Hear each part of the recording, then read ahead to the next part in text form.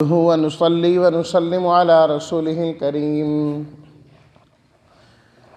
أما بعد فأعوذ بالله من الشيطان الرجيم بسم الله الرحمن الرحيم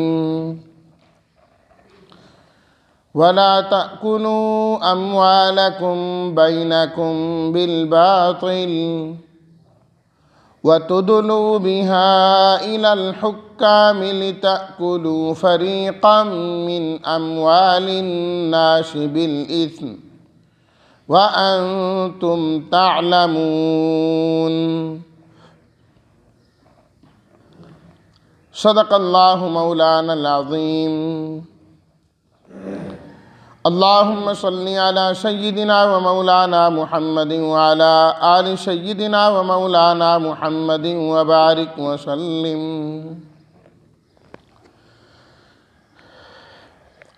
ولا تأكلوا لا منا مت نہ تأکلوا کھاؤ تم اکل یأکلوا تا مخاطب کے لیے تم لوگ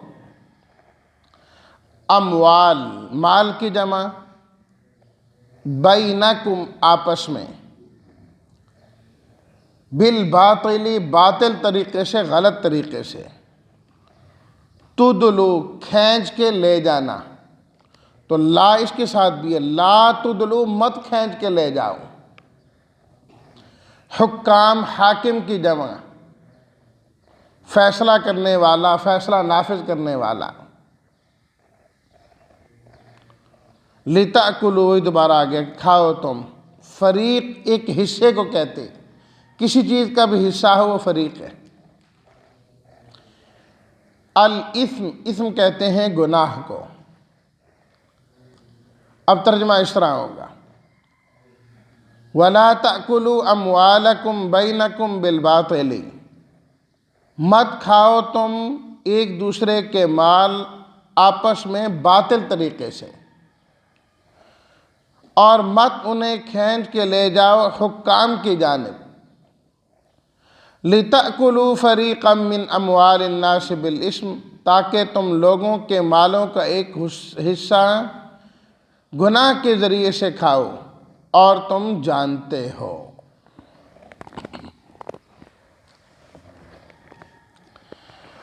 انتظامی امور سورت کے دوسرے حصے میں بیان کیے جاتے ہیں کہ جس سے مسلمانوں کا آپس میں نظم و نسق درست طریقے سے چل پائے صحیح طریقے سے چلے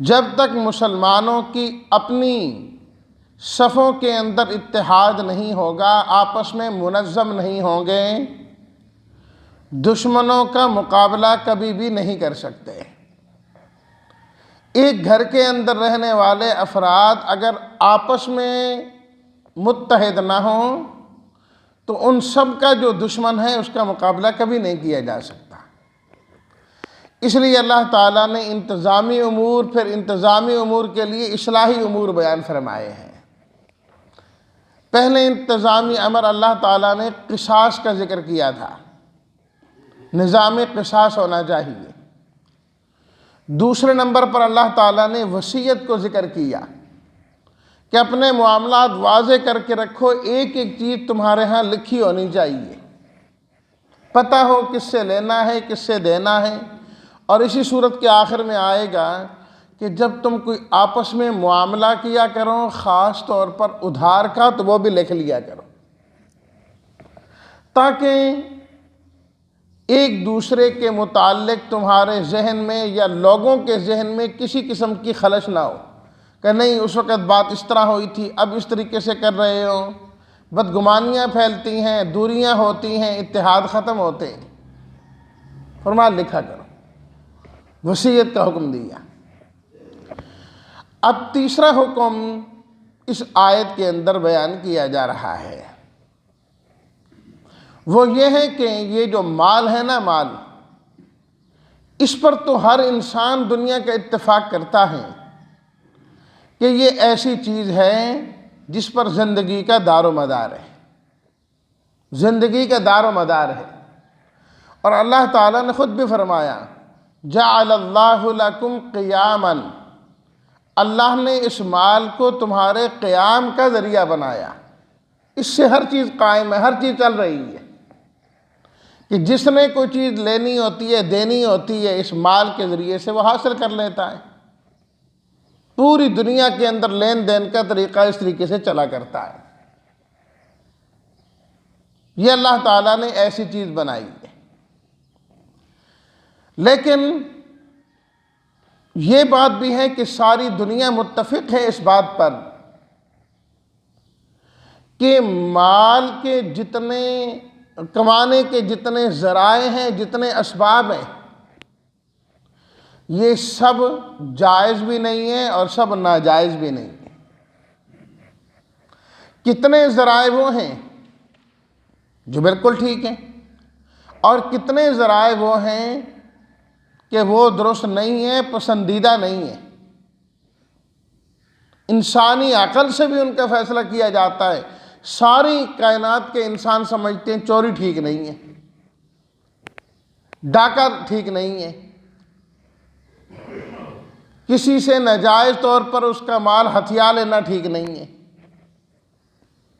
لیکن بہت سارے ذرائع ایسے ہیں کہ بعض لوگوں کے ہاں وہ ٹھیک ہے، بعض لوگوں کے ہاں وہ ٹھیک نہیں ہے۔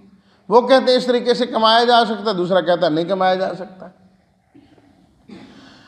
اب کون سا ذریعہ ٹھیک ہے اور کون سا ذریعہ ٹھیک نہیں ہے، اس کا یقینی طریقہ معلوم کرنے کا صرف اور صرف وحی کا ہے کہ اللہ تعالیٰ خود، جس اللہ نے انسانوں کو بنایا اور جس اللہ نے انسانوں کے لیے مال کو بنایا، مال کو پیدا کیا، اللہ تعالیٰ خود ہی ارشاد فرما دیں کہ کون سا طریقہ ٹھیک ہے اور کون سا طریقہ ٹھیک نہیں۔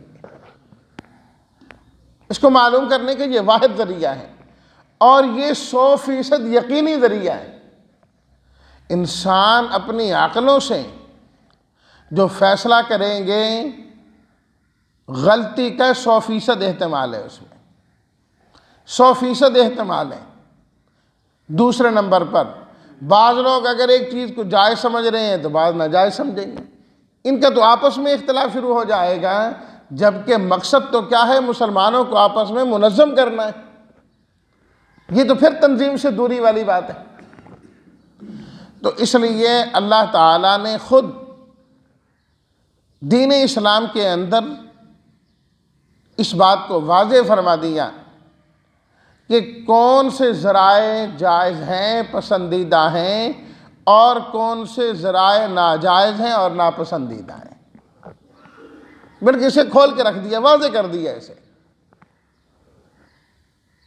اور احادیث میں اس کی تشریح اور وضاحت موجود ہے۔ بتا دیا گیا کہ ناجائز کسی کا مال لینا ٹھیک نہیں جب تک کہ دوسرا خوشی دل سے نہ دے۔ جو معاملات کرو وہ معاملات صاف ستھرے اور پاکیزہ ہونے چاہیے۔ رشوت جو ہے وہ ناجائز، سود اگرچہ بظاہر تمہیں بڑھتا ہوا نظر آتا ہے، فرمایا کہ حقیقت میں یہ ہے کہ یہ بڑھتا نہیں ہے۔ بظاہر قوم ترقی کرتی نظر آتی ہے، فرمایا کہ سود والی قوم تو کبھی ترقی کر ہی نہیں سکتی، اور جو سودی لوگ ہیں ان کی تو دنیا بھی برباد ہے اور آخرت بھی برباد ہے۔ یمحق اللہ الربا، فرمایا اللہ خود سود کو گھٹاتے ہیں، بات ہی ختم ہوگی۔ تم بڑھا کے دکھاؤ کس طرح بڑھا سکتے ہیں، انجام کار سود کا گھٹنا ہی گھٹنا ہے۔ اور آج آپ دیکھ لیں کہ دنیا اس بات کو تسلیم کر رہی ہے کہ واقعتاً سود سے مال ہمیشہ گھٹتا ہے، بڑھتا نہیں ہے۔ دنیا کی معیشتیں آج بیٹھتی جا رہی ہیں اس کی وجہ سے، اور خود ہم دیکھیں جو ہمارے ساتھ ہیں کہ قرضوں نے تو ہمارے ملک کی کمر توڑی ہی توڑی ہے، لیکن سود نے اس سے بڑھ کر توڑی ہے۔ اتنا قرضہ نہیں ہے جتنا سود ہے، اتنا قرضہ نہیں ہے جتنا ہم نے سود دینا ہے۔ تو الغرض اللہ تعالیٰ نے یہ چیزیں پہلے سے واضح فرما دی، ان چیزوں کو پہلے سے واضح فرما دیا۔ اگر پہلے ہی سے ان چیزوں کو لیا جاتا تو آج یہ مشکل پیش ہی نہ آتی۔ اسی کے بارے میں اللہ تعالیٰ نے تیسری چیز ذکر کی، وَلَا تَأْكُلُوا أَمْوَالَكُمْ بَيْنَكُمْ بِالْبَاطِلِ۔ اے لوگوں، تم ایک دوسرے کے مال آپس میں غلط طریقے سے اور باطل طریقے سے نہ کھایا کرو. جو جائز اور حلال اور درست طریقہ ہے اسی کو استعمال کرو، دوسرا جائز ہی نہیں ہے. اللہ اکبر. باطل کے اندر ہر وہ چیز آ گئی جو شرعی نقطہ نظر سے غلط ہے اور ناجائز ہے. اور پھر اللہ تعالیٰ نے انداز میں کتنا خوبصورت ارشاد فرمایا اپنے مال نہ کھاؤ آپس میں باطل طریقے سے. جبکہ انسان اپنا مال باطل طریقے سے تو کبھی نہیں کھاتا. اپنے مال کو تو 100% بچانے کی کوشش کرتا ہے، ہمیشہ دوسرے کا لینے کی کوشش کرتا ہے. لیکن اللہ نے اس دوسرے کے مال کو بھی فرمایا اموالکم، تم اپنے مال نہ کھاؤ آپس میں. اس لیے کہ جو کسی کا مال باطل طریقے سے کھائے گا یہ ہو ہی نہیں سکتا کہ اس کا مال نہ کھایا جائے. تو گویا کہ وہ اپنا مال ہی کھا رہا ہے. جس طرح حدیث میں آتا ہے نا، نبی کریم صلی اللہ علیہ وسلم نے ارشاد فرمایا تم میں سے کوئی آدمی اپنے ماں باپ کو برا بھلا نہ کہے، گالیاں نہ دیا کرے. اپنے ماں باپ کو گالیاں نہ دے، برا بھلا نہ کہیں. صحابہ کرام رضوان اللہ تعالی علیہم اجمعین عرض کرنے لگے کہ اپنے ماں باپ کو کون گالیاں دیتا ہے؟ یہ اس زمانے کی بات ہے، آج کی بات نہیں. آج تو اولاد ماں باپ کو سامنے کھڑے ہو کے گالیاں دیتی ہے، برا بھلا کہتی ہے. لیکن یہ کیسے ہو سکتا ہے کوئی آدمی اپنے ماں باپ کو گالیاں دے؟ یہ تو ہو ہی نہیں سکتا. آپ علیہ الصلوۃ والسلام آپ نے فرمایا مقصد یہ ہے کہ کسی کے ماں باپ کو گالی نہ دو. جب تم کسی کے ماں باپ کو گالی دو گے وہ تمہارے ماں باپ کو گالی دے گا، گویا کہ تم نے اپنے ماں باپ کو خود گالیاں دی. اسی طرح جب تم کسی کا مال کھاؤ گے بظاہر یہ سمجھو گے کہ شاید میں نے زیادہ مال لے لیا، میں نے ہتھیا لیا ہے، میرا کام بن گیا ہے. فرمایا یاد رکھ تیرا مال بھی ایسے ہی جائے گا. اگر تو نے مثال کے طور پر سبزی والے کے پاس گیا ہے اور 2 نمبری دکھائی اپنی تو نے کسی طریقے سے زیادہ لے آیا، گڑبڑ کی، یا سبزی والے نے گڑبڑ کی آپ سے، پیسے زیادہ لے لیے سامان تھوڑا دے دیا. وہ یہ سمجھیں کہ میں نے بڑا کمایا ہے، جب وہ دکان پر جائے گا نا جنرل سٹور پر اس کے ساتھ بھی ایسے ہی ہوگا. وہاں پر بھی 2 روپے والی چیز اس کو 4 روپے میں ملے گی، اور کلو والی چیز جو ہے نا اس نے 3 پاؤ کر کے اس کو دینی ہے، 3 پاؤ کر کے دے گا وہ بھی اس کو. وہ کل ہی بلکہ ایک جگہ میں وہ گیا تو ایک صاحب وہ بیچارے بڑے سادہ سے ہیں، تو وہ بڑا ناراض ہو کے جا رہا تھا. میں نے کہا خان صاحب خیریت تو ہیں؟ یار میں وہ سودا لے کے آیا، وہ سبزی اس نے آدھا کلو مجھے کم دے دی ہے. وہ خود یہ کام پہلے کرتا رہا، ترازو اس کے پاس موجود ہے، وہ پھر واپس کرنے جا رہے ہیں. بھی اگر اس نے زیادہ لے لیے تو دکان والا اس کو بھی نہیں چھوڑے گا، اس کی جیب بھی ایسی کاٹی جائے گی. اور دکان والا یہ سمجھے کہ میں نے خوب ان کو بے وقوف بنایا ہے اور پاگل کیا ہے، لیا ہے میں نے اس سے خوب. دودھ والا اس کے ساتھ بھی ایسے ہی کر کے جائے گا، آدھا کلو دودھ میں کلو پانی ڈال کے اس کو 1.5-2 کلو بنا کے وہ بھی دے کے جائے گا. اور وہ یہ سمجھ کے جا رہا ہے کہ شاید میں نے ان کو خوب ٹھگی لگائی اور خوب میں نے کمایا. وہ دوائی والے کے پاس جائے گا، اس کے ساتھ بھی ایسا ہی ہوگا. 2 نمبر دوائی اس کو ملے گی اور مہنگے داموں ملے گی. الغرض یہ ایک چین ہے جو ایسے ہی چل رہی ہے کہ اگر انسان دیکھے نا تو گویا کہ سارے لائن میں لگے ہوئے ہیں. ہر کھڑا ہونے والا آدمی اگلے آدمی کی جیب کاٹ رہا ہے، اس کو یہ پتہ نہیں کہ میرے سے پیچھے والا میری جیب بھی کاٹ رہا ہے. بے آئی نہیں جس وقت وہ دوسرے کی جیب کاٹ رہا ہوتا ہے پیچھے والا اس کی کاٹ رہا ہوتا ہے. اس سے پیچھے والا اس کی کاٹ رہا ہوتا ہے، اس کے پیچھے والا اس کی کاٹ رہا ہوتا ہے، عین وقت پر اسی طریقے سے ہو رہا ہوتا ہے۔ اس لیے تو اللہ تعالیٰ نے فرمایا نا وَيْلٌ لِّلْمُطَفِّفِينَ، جو کمی کرتے ہیں حق میں، کسی کا حق پورا نہیں دیتے، سب کے لیے تباہی ہے، سب کے لیے تباہی اور بربادی ہے۔ یہ نہیں تباہی اور بربادی سے بچ سکتے، جہاں پر ہی ناپ تول میں اور ان چیزوں میں کمی آ جاتی ہے، اللہ تعالیٰ کی جانب سے برکتیں ختم ہو جاتی ہیں، برکت اٹھا لی جاتی ہے، پوری قوم سے اٹھا لی جاتی، ختم ہو جاتی۔ فرمایا اموالکم، او کم عقل انسان کسی کا مال لے کے تو کھا رہا ہے، حقیقت میں اپنا مال ہی باطل طریقے سے تو کھا رہا ہے، یہ کسی کا مال نہیں ہے۔ وَتُدْلُوا بِهَا إِلَى الْحُكَّامِ، اور پکڑ پکڑ کے حکام کے پاس، قاضیوں کے پاس، ججوں کے پاس لے جاؤں تاکہ میں اس آدمی کو ذلیل کروں اور وہ میرے حق میں فیصلہ کر دیں۔ یہی ہوتا ہے نا کہ بڑا آدمی اب کوئی چیز لینی ہے، اس کو عدالتوں میں رولو جا کے، تھانوں میں رولو جا کے، کہ بیچارہ تنگ آ کر خود چھوڑ کے جائے گا کہ یار یہی لے لے، میری جان چھوڑ جائے۔ یہاں ایک صاحب آیا کرتے تھے، ان کا اسی طریقے سے مقدمہ چل رہا تھا، ایک عرصہ تو پہلے کہتے رہے جی دعا کریں دعا کریں، ہمارا مقدمہ چل رہا ہے، فیصلہ ہو جائے۔ ایک دن تنگ آ کر خود مجھے کہنے لگے مولانا صاحب دعا کریں، آج میں پیشی پہ جا رہا ہوں، جج میرے مخالف کے حق میں فیصلہ کر دے کہ میری جان چھوڑ جائے، کہ وہ جو چیز ملنی ہے وہ تو اپنی جگہ میں، جو اوپر خرچ ہو رہا ہے، میں غریب آدمی ہوں، میں نہیں کر سکتا، اسی کے حق میں فیصلہ ہو جائے، میری جان چھوڑ جائے۔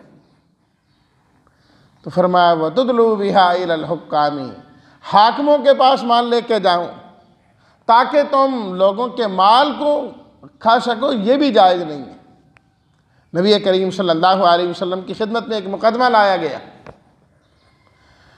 آپ علیہ الصلوٰۃ والتسلیمات نے مدعی سے فرمایا کہ ابھی تو گواہ پیش کر، قانون یہی ہے کہ البینۃ علی المدعی والیمین علی من انکر، جو منکر ہے مدعا علیہ ہے، اس نے قسم اٹھانی ہے اگر اس کے پاس گواہ نہ ہو، تو مدعی گواہ نہ پیش کر سکا تو آپ نے مدعا علیہ سے قسم لینے کا ارادہ کیا، بھائی قسم کھانی پڑے گی، اور وہ تیار ہو گیا قسم اٹھانے کو۔ آپ علیہ الصلوٰۃ والتسلیمات نے فرمایا ٹھہر جا بھی، یاد رکھ اللہ تعالیٰ نے فرمایا ہے کہ ان الذین یشترون بعہد اللہ وایمانہم ثمنا قلیلا، جو قسموں کے بدلے میں کچھ مال حاصل کر بھی لیتے ہیں اور وہ ان کا حصہ نہیں بنتا، یاد رکھنا اولئک لا خلاق لہم فی الآخرہ، آخرت میں اس بندے کا کوئی حصہ نہیں ہوگا، دردناک عذاب ہوگا، اللہ نظر رحمت بھی نہیں فرمائیں گے، نظر کرم بھی نہیں فرمائیں گے پروردگار عالم۔ بس وہ رک گیا، اس نے کہا نہیں یہی بندہ ٹھیک ہے، اس کو واپس دے دیا گیا۔ اور بلکہ حدیث میں تو یہاں تک موجود ہے کہ اگر دو فریق قاضی کی عدالت میں پیش ہوں اور قاضی ان کا مقدمہ سننے کے بعد کسی ایک کے حق میں فیصلہ کر دے، کہہ دے کہ یہ چیز اس کی ہے، یہ اس کا مالک ہے، اور حقیقت میں وہ اس کا مالک نہیں ہے، وہ قاضی فیصلہ بھی کر دے تو شرعی طور پر وہ اس کا مالک نہیں بنتا، چاہے وہ کہے مجھے قاضی نے دی ہے، میرے حق میں فیصلہ ہوا ہے۔ غالباً حضرت ام سلمہ رضی اللہ تعالیٰ عنہ سے روایت ہے، حضرت ابو سلمہ سے روایت ہے کہ آپ علیہ الصلوٰۃ والتسلیمات نے فرمایا بس اوقات اس طرح ہوتا ہے میرے پاس دو فریق آتے ہیں، دو بندے آتے ہیں، لعل بعضکم الحن ببعضہ، فرمایا ایک آدمی نا باتوں میں بڑا تیز ہوتا ہے، گفتگو میں تیز ہوتا ہے، قادر الکلام صاحب لسان ہوتا ہے، بات کرنے کا رنگ ڈھنگ اس کو آتا ہوتا ہے، فرمایا کہ وہ اپنی چرب لسانی سے اپنے حق میں فیصلہ کروا لیتا ہے مجھ سے۔ اللہ اکبر۔ حدیث میں آتا ہے نا کہ حضرت داؤد علیہ الصلوٰۃ والتسلیمات کے پاس دو خواتین آئیں، دو عورتیں آئیں، ایک بچہ لے کر ایک خاتون کہنے لگی کہ یہ میرا بچہ ہے اور دوسری کہنے لگی میرا بچہ ہے۔ ہوا یہ تھا کہ ایک کا بچہ جو ہے نا وہ فوت ہو کے اس کو بھیڑیا وغیرہ لے گیا تھا۔ اب اس عورت نے کہا اگر میرا بچہ میرے پاس نہیں رہا تو اس کا بھی اس کے پاس نہیں رہنا چاہیے۔ اس نے اس سے لینے کی کوشش کی۔ داؤد علیہ الصلوۃ والتسلیمات نے دونوں کی بات سنی اور فیصلہ کر دیا کہ یہ بچہ اس کا ہے اور حقیقت میں اس کا نہیں تھا وہ۔ لیکن وہ دوسری خاتون جس نے اپنے حق میں فیصلہ کرایا وہ گفتگو میں بڑی تیز تھی۔ جب وہ وہاں سے جانے لگی، اللہ اکبر، تو سلیمان علیہ الصلوۃ والتسلیمات راستے میں مل گئے۔ کہا جی ہو گیا فیصلہ؟ ہاں جی۔ بھی کیا ہوا؟ جی فیصلہ ہوا کہ اس کا ہے۔ سلیمان علیہ الصلوۃ والتسلیمات کو ذرا تھوڑا سا تردد ہوا، کہا ذرا آزماتے ہیں۔ کہا جو فیصلہ ہوا کیا تم اس سے راضی نہیں ہو؟ نانا۔ کہا اچھا میں ابھی تمہارا فیصلہ کرتا ہوں۔ وہ کس طریقے سے؟ کہا ایک چھری لے کے آؤں، میں اس بچے کو کاٹ دیتا ہوں، آدھا آدھا دونوں لے کے جاؤ۔ تو فوراً ایک عورت بولی نہیں نہیں نہیں نہیں، یہ بچہ میرا نہیں ہے، یہ بچہ اسی کا ہی ہے، اس کو دے دو، میرا نہیں ہے یہ بچہ۔ سلیمان علیہ الصلوۃ والتسلیمات نے فرمایا پھر یہ تیرا ہی بچہ ہے، یہ اس کا نہیں ہے، کیونکہ ماں کبھی برداشت نہیں کرتی کہ میرے بیٹے کو کوئی تکلیف پہنچے۔ فرمایا یہ اس کی ماں ہے جس نے فوراً کہا کہ نہیں بچہ اس کو دے دو کہ میرے بیٹے کو تکلیف نہ پہنچے، چلو زندہ تو رہے نہ چاہے اس کے پاس ہی رہے۔ فرمایا بچہ اس کا ہے، فوراً اس کو دے دیا جائے۔ تو یہ ہو جاتا ہے کبھی کہ زبان میں تیز، تو آپ علیہ الصلوۃ والتسلیمات نے فرمایا کہ تیز زبانی کی وجہ سے میں اس کے حق میں فیصلہ کر دوں تو وہ یہ نہ سمجھے کہ مجھے اللہ کے نبی نے دیا ہے اور فرمایا ہے کہ یہ تیرا حصہ ہے، فرمایا وہ یوں سمجھے کہ میں نے جہنم کا ٹکڑا کاٹ کے اس کو دے دیا ہے۔ تو قاضی یہ وقت فیصلہ کرے، اللہ کے نبی فیصلہ کر دیں کہ یہ چیز تیری ہے اور حقیقت میں اس کی نہ ہو، وہ اس کا مالک نہیں بنے گا۔ وَتُدْلُوا بِهَا إِلَى الْحُكَّامِ، حاکموں کے پاس اس لیے نہ لے کے جاؤ کہ لوگوں کے مالوں کا ایک حصہ تم غلط طریقے سے، ناجائز طریقے سے کھاتے رہو۔ وَأَنْتُمْ تَعْلَمُونَ، تمہیں پتہ ہے کہ یہ تمہارا حصہ نہیں بنتا، پھر کیوں لیتے ہو؟ اور تمہیں پتہ بھی ہے کہ حرام مال لینے کا وبال کیا ہے۔ تو اللہ تعالی ہمیں ہر قسم کے باطل طریقے سے بچائے، اور جو حلال اور جائز ذرائع ہیں آمدنی کے، مال کے، اللہ وہ ہمیں اور پوری قوم کو اختیار کرنے کی توفیق عطا فرمائے۔ وآخر دعوانا ان الحمد للہ رب العالمین۔